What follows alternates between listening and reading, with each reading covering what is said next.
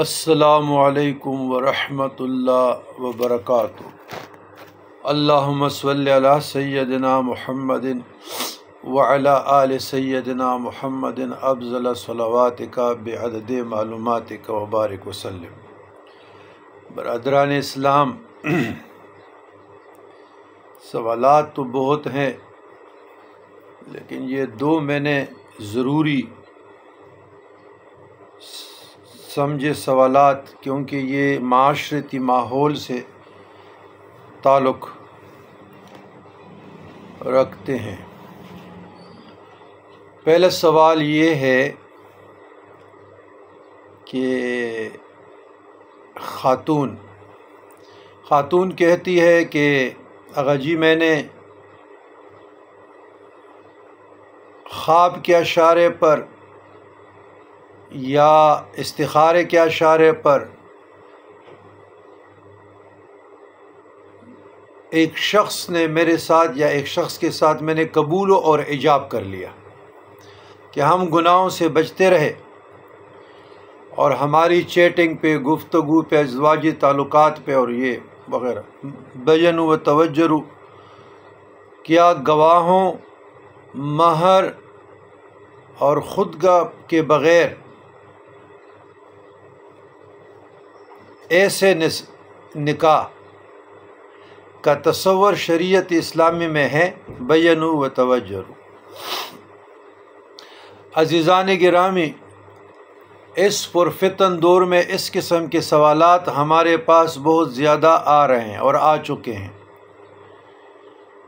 نکاح جیسے مقدس رشتے کو لوگوں نے مذاق سمجھا ہے، مسخرہ سمجھا ہے، احتضاء کر رہے ہیں۔ یاد رکھیے گا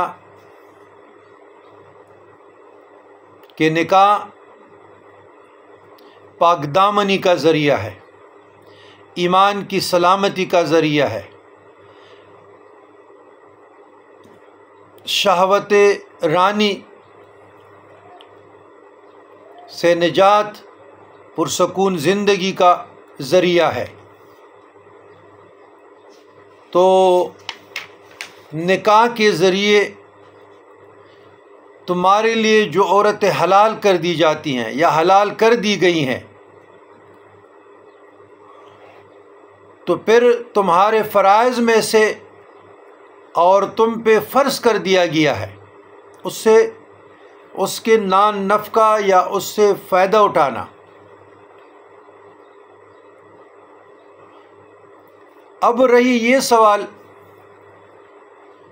تو اس پرفتن دور میں یہ نکاح نہیں ہے۔ اس مقدس پاکیزہ رشتے کو بدنام نہ کرو۔ دین کے نام پر مذاق کرنا چھوڑ دیں۔ یہ باطل ہے، یہ فاسد ہے، یہ شیطانی کھیل ہے، یہ خود ساختہ طریقے ہیں، یہ گمراہی کے راستے ہیں۔ نکاح مرد اور عورتوں میں سے جو بھی کسی کو پسند آ جائے تو نکاح کر دیا کرے۔ تو نکاح کے بغیر، جو نکاح کے ریکوائرمنٹ ہے، شرائط ہے، اس کے بغیر ازدواجی زندگی میں جو لوگ رہ رہے ہیں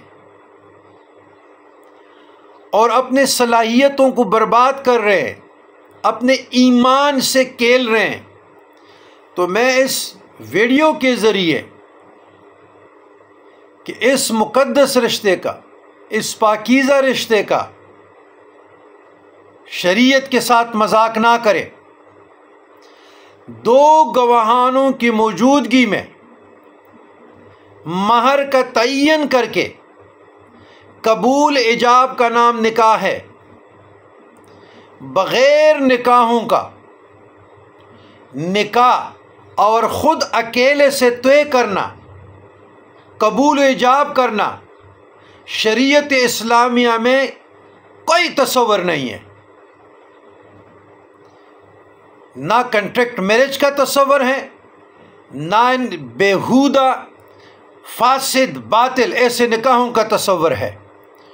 تو لہٰذا سوال کا جواب یہ ہے کہ آپ گناہ کے مرتکب ہوئی ہے، گناہ کبیرہ کے، 2 رکعت صلاۃ توبہ پڑھیں، اس کے بعد استغفار پڑھیں اور اپنے گناہوں کی اللہ سے معافی مانگے، اور نکاح کی درستگی کے لیے آپ نکاح اگر کرنا چاہتے ہیں، مطلقات بھی کرنا چاہتے ہیں، تو باقاعدہ 2 گواہوں کی موجودگی میں مہر متعین کر کے قبول و ایجاب کرے۔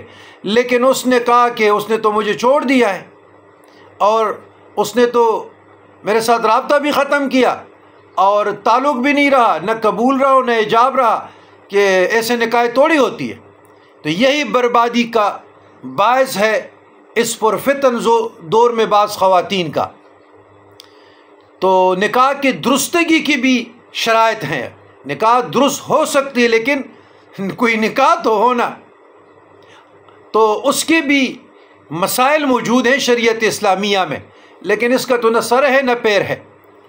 ربنا ظلمنا انفسنا وان لم تغفر لنا وترحمنا لنکونن من الخاسرین۔